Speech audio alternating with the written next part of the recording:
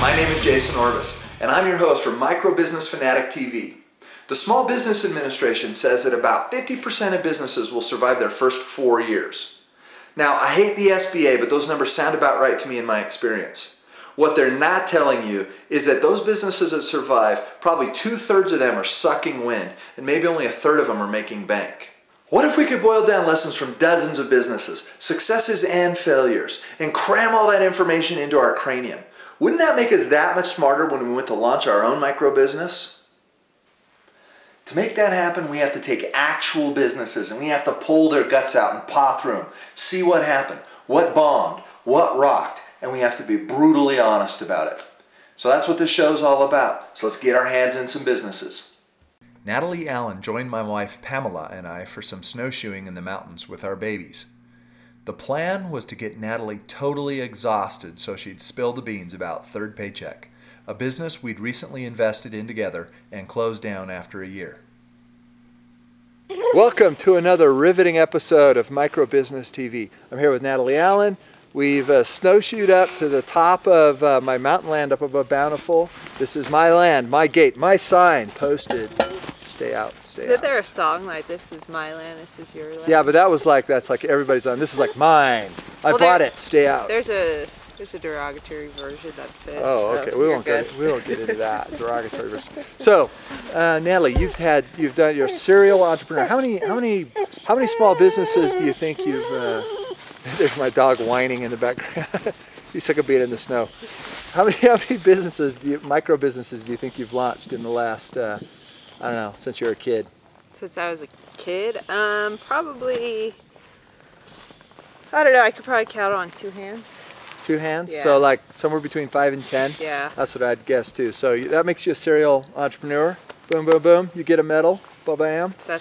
You're a great American hero doing the micro business thing.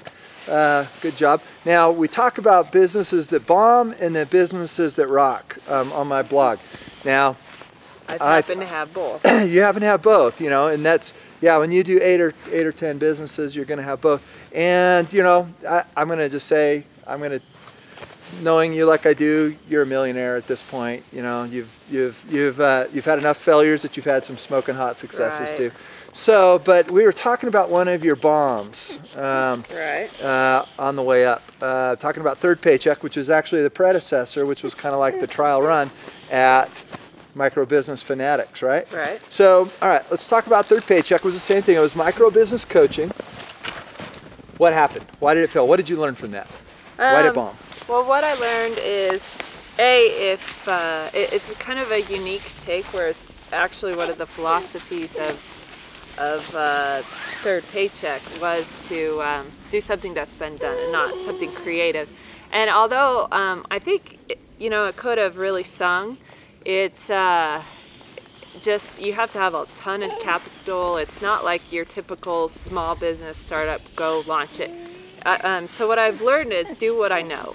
Do what I know. If I want it to succeed and I want it to be easy and I want it to be fast, do what I know. And if it's not selling, if I don't have major consumer interest within 90 days, that doesn't mean that I'm hitting all my targets. That just means that I have interest. People are purchasing. Not cool. I'm interested in your program, but they're actually putting their wallets where their mouth is. Yeah, that's awesome. Like a 90-day test. You know, if it's not showing promise, if your marketing's not already showing like, hey, this may not be totally rocking right now, but it's rocking enough that I know it's gonna go. If that's not happening, cut bait, move on, go to the next thing, and rock that thing. And don't plop down a bunch of money. Yeah, because you and Jerry, your husband, you guys built out. You had a full staff. I mean, you had a full staff. You had a designer. You had a writer. I mean, you built out like a what we call warship. You know, we had this big warship, only to find out that we had no clue what was going on with the marketing. Right, and the market, frankly, too. The economy and how the economy was, where it was at, and what it was, purchasing power and what was going on with that. That's my baby. That's Leifer talking in the background. He wants to add something to this. He said, yeah, Mom, don't stick around with businesses that aren't working out. Move on. That's what Leifer said. So you kicked off you kicked off Third Paycheck. It went for what, a year and a half. How much? I was an investor in Third Paycheck too. So how much did we blow on that? I don't know. 100 grand maybe? Probably. Woohoo! Blew $100,000. Hey, well, that was an education, right? Yes. A fantastic education. That I've learned more than once, actually. Yeah, and but that's the moral of the story. You get out there and you swing enough times that you're going to hit one out of the park. And like I said, you're a millionaire, I'm a millionaire. Hey, we've done a lot of stuff. We've failed at tons. I mean, my personal record, I think Third Paycheck makes it 24 failures in my micro business career. Woohoo! 24. I can't count those on 4 hands.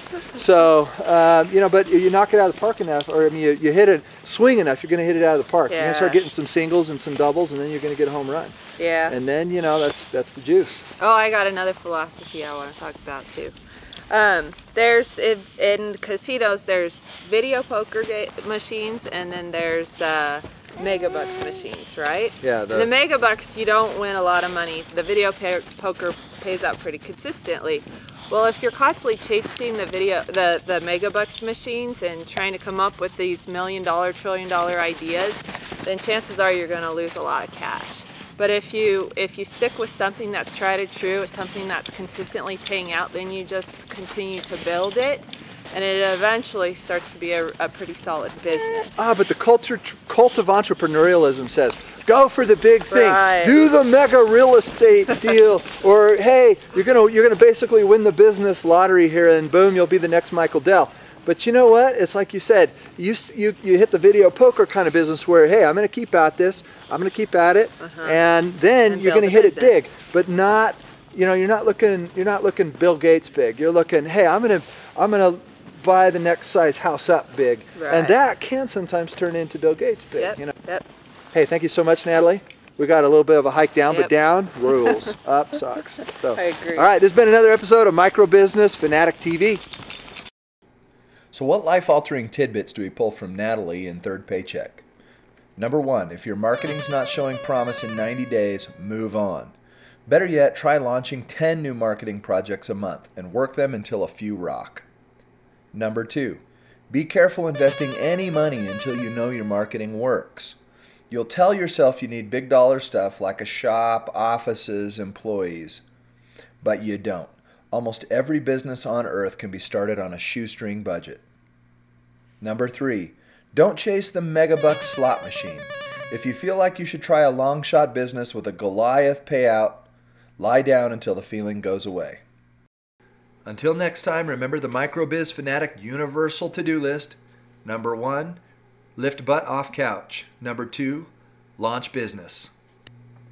To dig into these and tidbits from other shows, go to www.microbusinessfanatic.com and click on Tidbits in the upper menu.